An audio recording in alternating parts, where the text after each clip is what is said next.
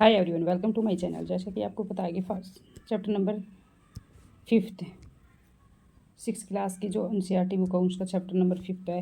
राज्य, राजा और एक प्राचीन गणराज्य, उसको एक शॉर्ट नोट्स के माध्यम से हम रिवाइज करते हैं, जो हर कॉम्पिटिटिव एग्जाम के लिए वेरी वेरी इंपॉर्टेंट होता है। इसमें हम करने वाले हैं, देखो स्टार्टिंग से। शासक 3000 साल पहले राजा बनने की प्रक्रिया में कुछ बदलाव आए। क्या बदलाव आए? अश्वमेध यज्ञ आयोजित करके क्या है, राजा के रूप में प्रतिष्ठित किए जाते थे व्यक्ति को। अश्वमेध यज्ञ करने वाला राजा बहुत ही शक्तिशाली माना जाता था। महायज्ञों को करने वाला राजा अब जन के राजा न होकर क्या, जनपदों यानी कि जनपद क्या होते हैं, जो जनता रहती थी उनकी जगह थी, वो जो मतलब लैंड एरिया होता था उनको जनपद बोला जाता था। जनपदों के राजा माने जाने लगे, मतलब कि जमीन के राजा माने जाने लगे, वो वहाँ का जो एरिया होता था उनके राजा माने जाने लगे।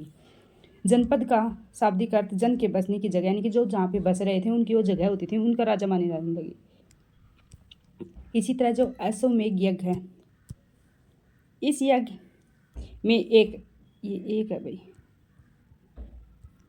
एक घोड़े को राजा के लोगों की देखरेख में स्वतंत्र विचरण के लिए छोड़ दिया जाता था। मतलब कि एक घोड़े को उस राजा की देखरेख के लिए क्या है, स्वतंत्र विचरण के लिए छोड़ दिया जाता था जंगल में। और इस घोड़े को किसी दूसरे राजा ने अगर रोका तो उसे क्या, जो एक जिसका घोड़ा था, जिस राजा ने छोड़ा था, उसको उसके साथ क्या है, अश्वमेध यज्ञ करना पड़ता है।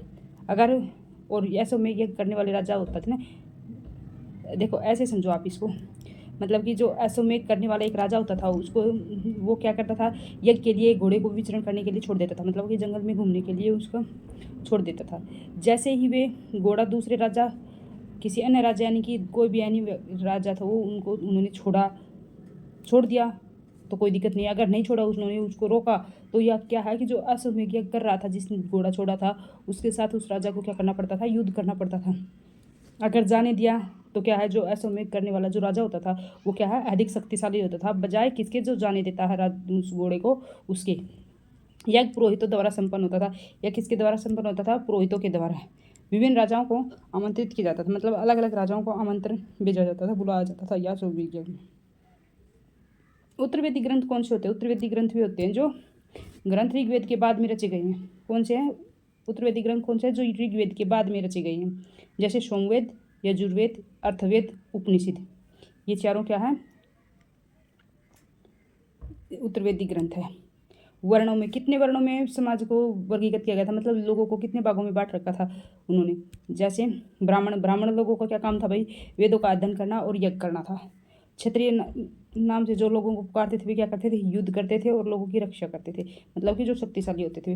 वैश्य क्या होते थे? वैश्य क्या करते थे, जो कृषि का काम करते थे, पशुपालक करते थे और व्यापारी का काम करते थे। शूद्र क्या होते थे? शूद्र इन तीनों का क्या है, सेवा करते थे, वे शूद्र होते थे। ये सबसे निम्न श्रेणी में आते थे भाई। जनपद का क्या अर्थ है? जहाँ पे बसने की जगह होगी जनता की। जनपद का शाब्दिक अर्थ जन के बसने की जगह होता है। महायज्ञों को करने वाले राजा अब जन के राजा न होकर जनपदों के राजा कहे जाने लगे। इनमें झोपड़ियों में रहते थे और मवेशी और जानवरों को पालते थे। जो लोग चावल, गेहूँ, धान, जो दाल, दन तिरन सभी क्या उपजाते थे, वो सभी किसके अंतर आता था?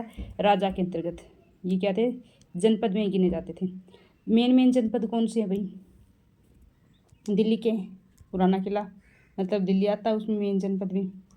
यूपी का हस्तिनापुर किला, एटा का अतरंजी खेड़ा, जहाँ पे मतलब कि जो खुदाई करने से पता चला कि यहाँ पर पहले ऐसे ऐसे राजा हुआ करते थे, उसके बारे में किन किन चीज़ों का यूज लेते थे। महाजनपद काल, 2500 साल पहले कुछ जनपद अधिक महत्वपूर्ण हो गए, मतलब 2500 साल पहले क्या है, जो जनपद ज़्यादा महत्वपूर्ण हो गए। कौन कौन से हुए थे भाई महत्वपूर्ण? इन्हें महाजनपद कहा जाने लगा। अधिकतर महाजनपदों की एक राजधानी भी होती थी। कई राजधानियों में जो किलेबंदी की गई, मतलब किलेबंदी ऐसे कर देते थे राजधानियों के अंदर कि जो दूसरी सेना बाहर से आक्रमण उसके ऊपर नहीं हो पाता था, अर्थात इनके चारों ओर विशाल, ऊंची और प्रभावशाली जो दीवार खड़ी कर दी जाती थी, मतलब कि मजबूत दीवार बना दी जाती थी इधर, जो कि शक्ति का प्रदर्शन करते थे। इस तरह क्षेत्रों पर नियंत्रण रखना क्या है, सरल हो गया था, मतलब फिर उससे आक्रमण न कर सके बाहर के व्यक्ति। इसी तरह कर उस टाइम पे कर भी वसूला जाने लगा। महाजनपदों के राजा विशाल किले बनवाते थे, यानी कि जो ज़्यादा मजबूत किले बनाते थे और उसकी बड़ी सेना रखते थे, उसके लिए क्या थे, वे नियमित रूप से कर भी वसूलने लगे। भाई उनके लिए खर्चा भी तो चाहिए। अधिकांश लोग कर सकते हैं। कृषि का कितना उपज देना पड़ता था? 1/6% कृषि का हिस्सा कर के रूप में उन्हें देना पड़ता था। कारीगरों को क्या देना पड़ता था भाई?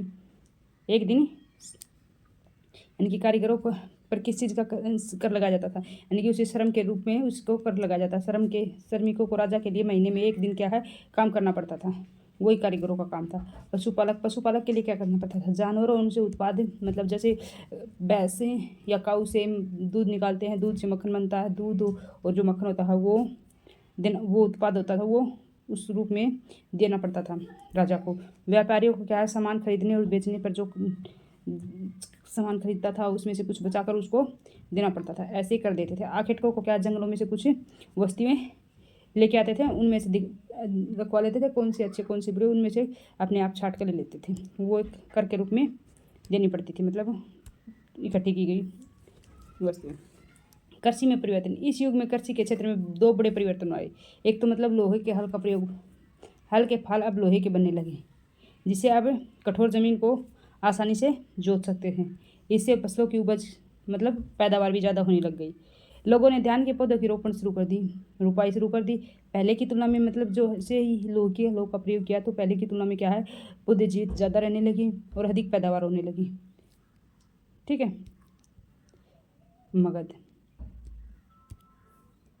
मगध के बारे में 2 शक्तिशाली राज्य थे। कौन से? मगध और वज्जी। इन दोनों के बारे में और देख लेते हैं। लगभग 200 साल के भीतर मगध सबसे महत्वपूर्ण जनपद बन गया था। गंगा और जो सोन की नदियां हैं वे मगध से होकर बहती हैं, और मगध का एक हिस्सा जंगलों से भरा था। इन जंगलों में क्या है, रहने वाले हाथियों का प्रयोग ट्रेनिंग देकर सेना के लिए काम में लाया जाता था। ठीक है। जो मगध के अंदर बिंबिसार भी रहा था राजा। मगध का जो शक्तिशाली शासक था अजातशत्रु। बिंबिसार और जो अजातशत्रु 2 एक शक्तिशाली राजा थे, किसके? मगध के। राजगृह में स्तूप का निर्माण करवाया था अजातशत्रु ने। इसमें राजगृह में स्तूप का निर्माण करवाया था। महापद्मानंद, ये भी एक शासक था भाई। महापद्मानंद एक महत्वपूर्ण शासक थे। उन्होंने अपने नियंत्रण का क्षेत्र इस उपमहाद्वीप के उत्तर पश्चिम भाग पर फैला दिया, मतलब इसने अपना नियंत्रण ज़्यादा क्षेत्रों में फैला दिया। बिहार में जो राजगृह, आधुनिक राजगीर, मतलब राजगृह जगह हैं, वो कई सालों तक मगध की क्या बनी, राजधानी बनी। बाद में पाटलिपुत्र, जो कि आज का पटना है, का राजधानी बनाया गया। ठीक। वज्जी संघ के बारे में बात करें। इसकी राजधानी वैशाली थी। वज्जी की राजधानी क्या थी? वैशाली। उसकी क्या थी भाई? मगध की राजधानी क्या बनाई? पहले तो क्या बनाई? राजगृह थी। उसके बाद में क्या बना दी गई? पाटलिपुत्र, जो कि आज का पटना है। वज्जी की क्या है? वैशाली थी। वह मगध के समीप थी। मगध के समीप ही था ये शासन। यहाँ शासन व्यवस्था गण संघ की थी, मतलब एक गण में, एक संघ में रहते थे। इन गण संघ में कई शासक होते थे। कभी कभी लोग एक साथ शासन करते थे, वे सभी राजा होते थे। कभी कभी लोग क्या करते थे, एक साथ ही शासन करते थे, और राजा थे वे सभी क्या है, शासन करने वाले राजा ही होते थे। 2300 साल पहले मैसेडोनिया का राजा सिकंदर विश्व विजय करना चाहता था, मतलब विश्व के ऊपर विजय पाना चाहता था। कहाँ का शासक था? मैसेडोनिया का राजा सिकंदर। वह मिस्र और पश्चिम एशिया के कुछ राज्यों को जीतता हुआ भारतीय उपमहाद्वीप में जो व्यास नदी के किनारे तक पहुंच गया। किस पे? व्यास नदी के किनारे तक पहुंच गया। जब उसने मगध की ओर कूच करना चाहा, मतलब मगध को और बढ़ना चाहा वो, तो उसके सिपाही ने इनकार कर दिया।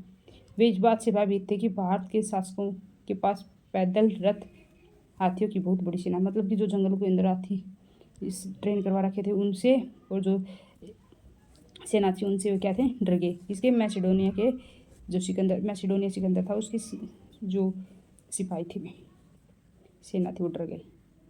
ठीक है। अब इसके में अगले नेक्स्ट 9 नंबर चैप्टर में दे रखा है इनके जो आगे का राजा राज्य और इसके गणराज्य के बारे में। ठीक है। आज हमें यहीं तक करते हैं। 5th नंबर चैप्टर हमारा कंप्लीट हो गया है। इसी के साथ कल करेंगे हम 6th नंबर चैप्टर। तब तक के लिए बाय बाय। वीडियो अच्छी लगी तो लाइक, शेयर एंड सब्सक्राइब जरूर कर लेना।